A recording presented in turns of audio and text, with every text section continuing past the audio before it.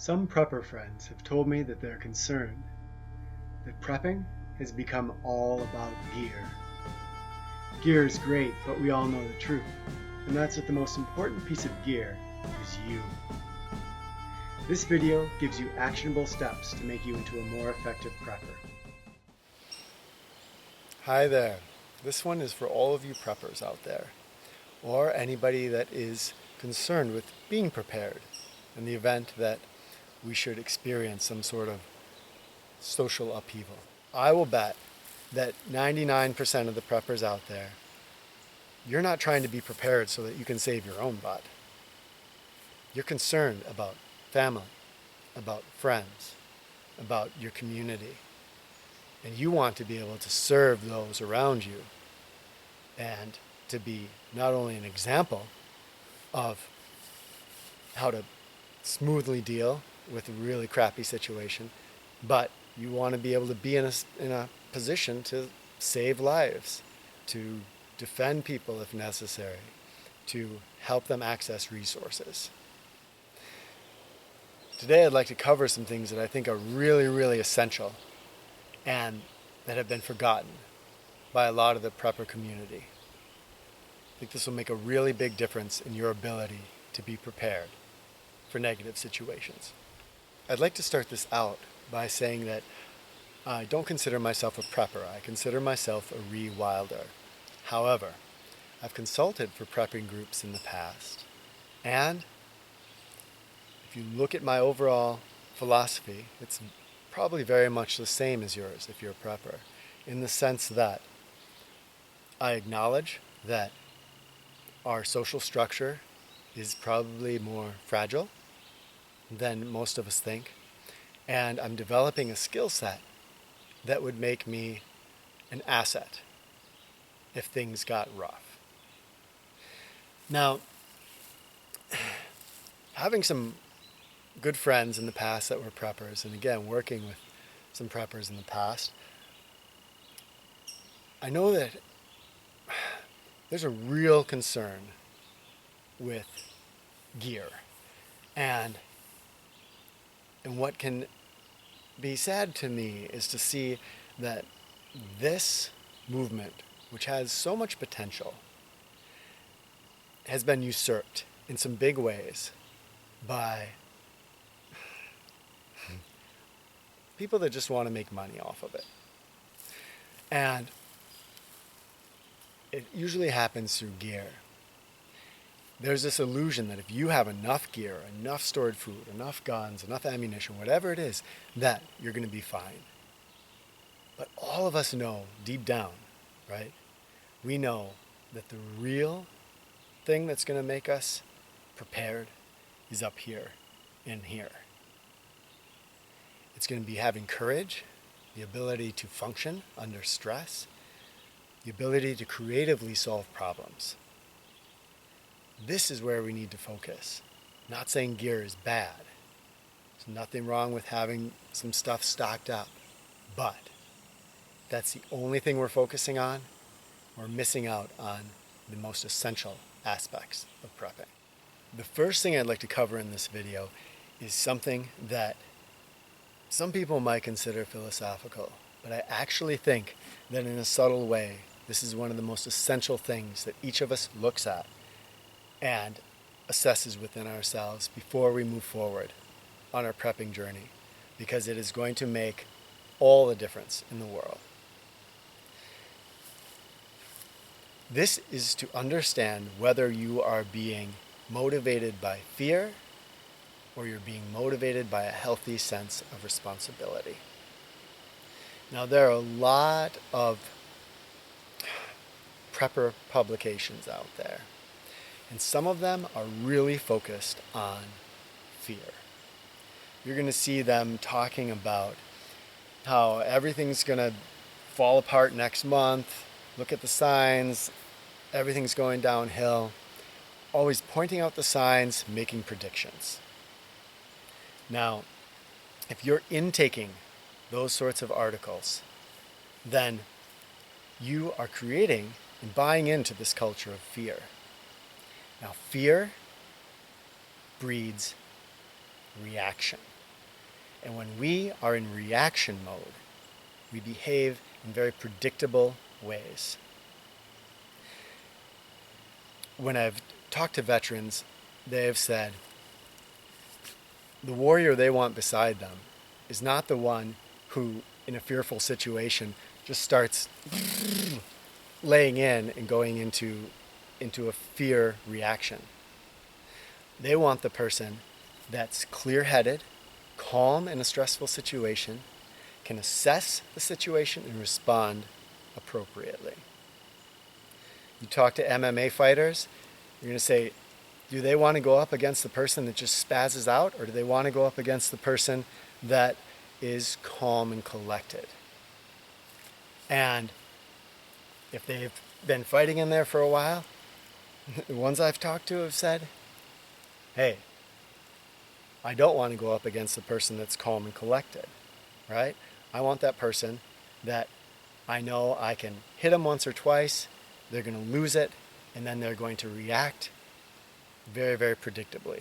And they're easy to take down.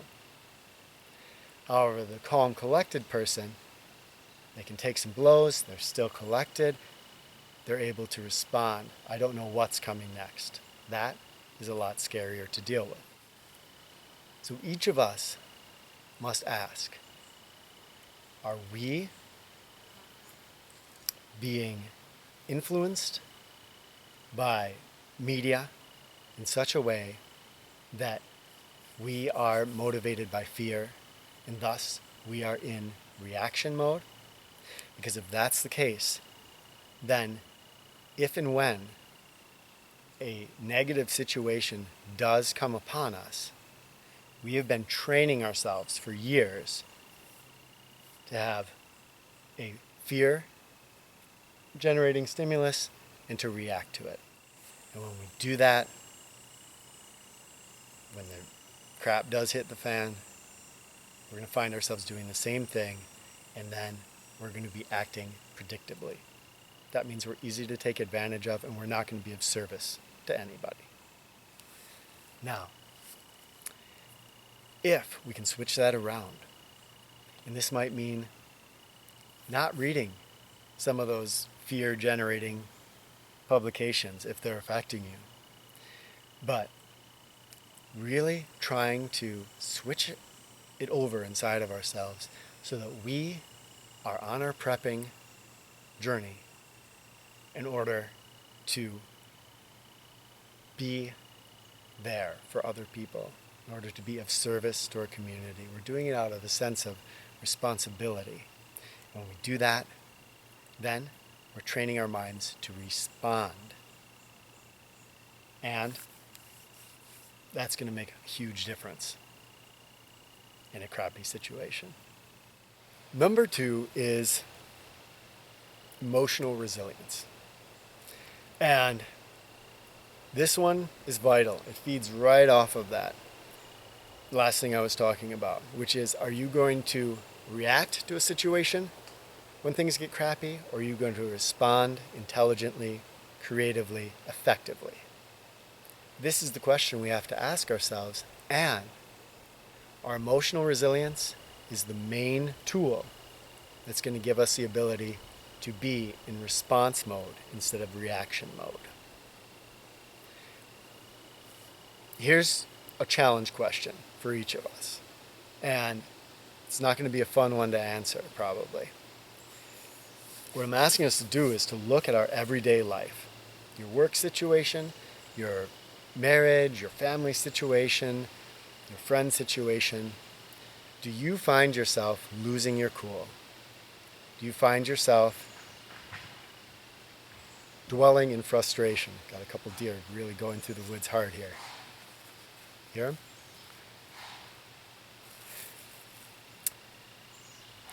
If we find ourselves falling apart in our everyday lives, how are we going to possibly be resilient when things get crappy? It's going to be really tough. What I'm talking about here is stress induction, is teaching ourselves to respond when situations are really, really negative. Right now, the toughest thing we might be dealing with is a boss who's giving us crap, or our marriage partner who comes home in a really sour mood. These are optimal places for us to start to develop emotional resilience. And seriously, if we cannot be resilient in these situations, we're not prepared mentally, emotionally, for dealing with crap hits the fan situation. So, this is our training ground, our everyday lives. And there's a lot of ways to develop emotional resilience. Look into it, from meditation to cognitive, mindfulness-based cognitive therapy, to just getting down and saying, hey, the next time that my wife or husband comes home in a sour mood, I am not going to fall into frustration. I'm not going to fall into stress. I'm not going to be yelling back. If we can start to develop calm, strong emotional resilience, that is going to be our most powerful tool for dealing with stressful situations. All right, this next one's going to be a challenge for a lot of us too. And that is the ability to sit still with awareness for an extended period of time. If you've played scenario games, airsoft, if you've been in the military, you know there is a great advantage to being able to sit still with awareness for an extended period of time. The truth is that most of us, because we're plugged into our gadgets, we're so used to the mental stimulation, most of us can't sit still with awareness for 5 minutes, let alone for a few hours. But if you can develop the ability to sit still and quiet for an extended period of time with awareness, then you're developing a really, really powerful ability. Whether it's hunting, sorry, I still have this deer walking by over here. Whether it's hunting, whether it's trying to spy on a location, whether it's trying to escape from someplace. People, they expect movement and running. Often they don't expect someone to be able to stop, sit, not move, and still be aware of your surroundings. Meditation, sorry to say, it is an awesome tool for this. If you haven't been meditating, it's tough to start up. It's going to pay huge dividends because you're teaching yourself to do exactly this. But we need to take it further than that.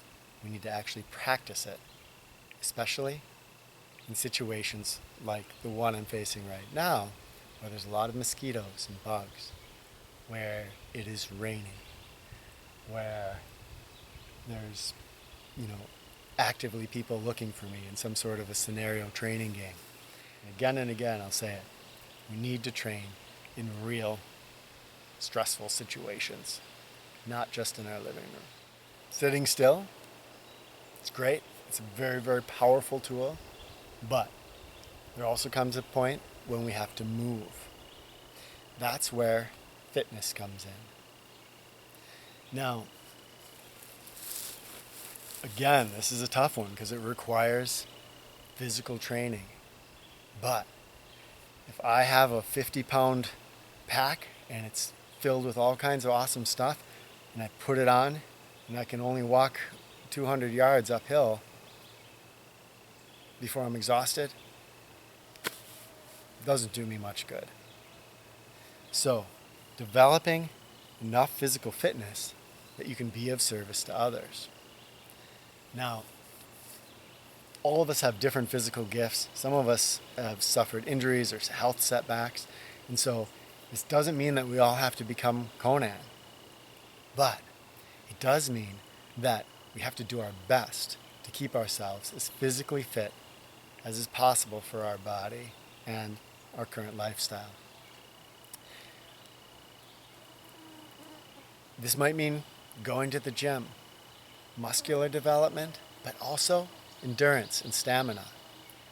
But if you are going to the gym or you're training on the road, do not forget that it is essential that we also train on terrain. If we're not training on terrain, those skills that you develop, that strength you develop in the gym, that endurance you develop running down a flat road, it's not going to do you as much good as you think. I know this when people come out here and they get on our ninja course and they might be super buff, but if they've only been training in the gym, they cannot move their body over this stuff. They're falling, they can't climb trees. It's the people that have trained on terrain that really, really can function well in the real world, which is what we see around us. I've seen it with marathon runners too. They can go forever on the road in their running shoes. They get out here and they're trying to go up and under and crawl and leap over things. They're exhausted in 10 minutes. They don't know what happened. This is because, again, just like we have to train our emotional resilience in stressful situations, we have to train our physical fitness on terrain. And that means when you have your bug out bag and you put it on your back, that you're going to add an extra 10-pound weight and make sure that you can hike miles uphill both ways, right?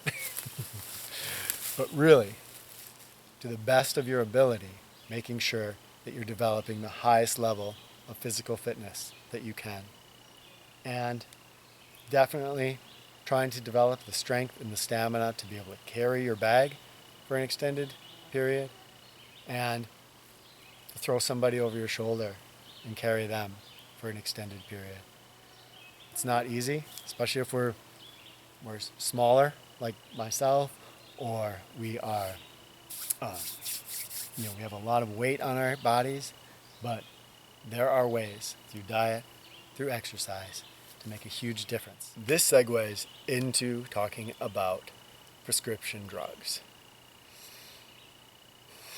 Another tough one to look at, but hey, prepping is not easy, right? If you are on a prescription drug for any condition, from depression to heart or blood pressure medication, whatever it is, that is probably not something that you're going to have access to in a crappy situation. Sometimes it's not possible to get off these drugs, but usually it is. And your doctor won't always tell you about how lifestyle changes can make a huge difference. Movement, regular movement and exercise, a super clean diet,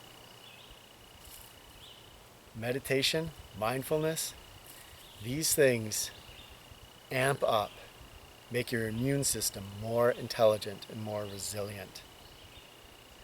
They can correct a lot of problems, chronic problems, that the doctor might be saying, there's only one choice here, and that's to go take this prescription drug. Have a healthy sense of questioning that authority. Do your research.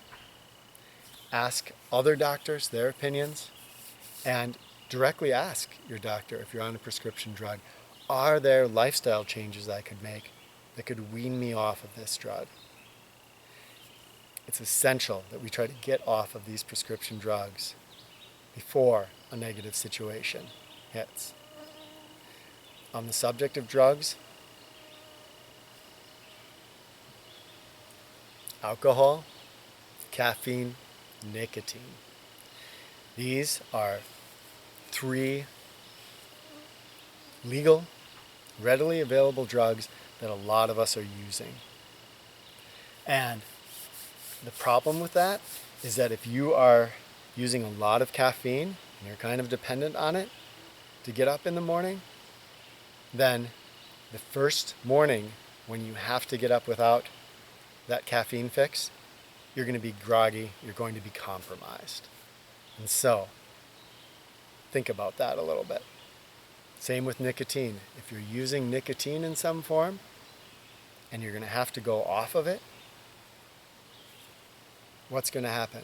You're going to be dealing with all the mental anguish of going off of that drug with the withdrawal, essentially. And you're going to be compromised. Alcohol, same thing. If you're dependent on alcohol, you're going to go through the withdrawal, you're going to be compromised. Now is the time to go through the withdrawal from these substances. Tomorrow. Get off of those things so that you are not going to be suffering from withdrawal in the event that a negative situation requires your presence and your service. Speaking of addictions, let's talk about media. When we're intaking a lot of media, we're watching the evening news every night, we're surfing the internet, our mind gets used to being on a revved high cycle. That media, it's inducing fear, it's teaching us to be in reaction mode. That media keeps our mind revved up so that we're not able to sit still and be aware for an extended period of time. And that media has a withdrawal period when we get off of it, just like nicotine, alcohol, caffeine. It's okay to intake some media, but we need to do it consciously and intelligently. If we're addicted to media and all the electricity goes off and there's no more media available, we're actually going to have a mental withdrawal period where our mind wants that rev, it's going to be seeking something out, it's going to be distracted, again, going to be compromised. So, tomorrow's the day to begin with the media. Fast from media, and that's one of the best ways to get off of it. Take a week off, and after that week, then try to introduce media very consciously back into your life. That's the last thing I'd like to cover today before this video gets too long, and that is the ability to fast. Food is something that in a crappy situation, often we just don't have time for food. We don't have food available, or we're going to make the choice to give our food to somebody who's in more need of it than ourselves. In our culture, few of us have gone even one day without food. Few of us have gone even one night without sleep. Developing the ability to go without sleep, to go without food, important skills. Don't overdo it with the sleep. Sleep is really vital to our overall health. But once a year, just say, I'm waking up this morning and I'm not going to go to bed until tomorrow night. And see if you can pull that one night with no sleep. Then go back to good, healthy sleep patterns. But developing that ability, that teaches you to be able to function if sleep is not going to be coming. And that's a very rare, very real scenario in almost any negative situation that you can imagine. There's probably going to be times when sleep is not the thing to do. Food, if we can, so look up fat adaptation. Right now, most of us are sugar adapted.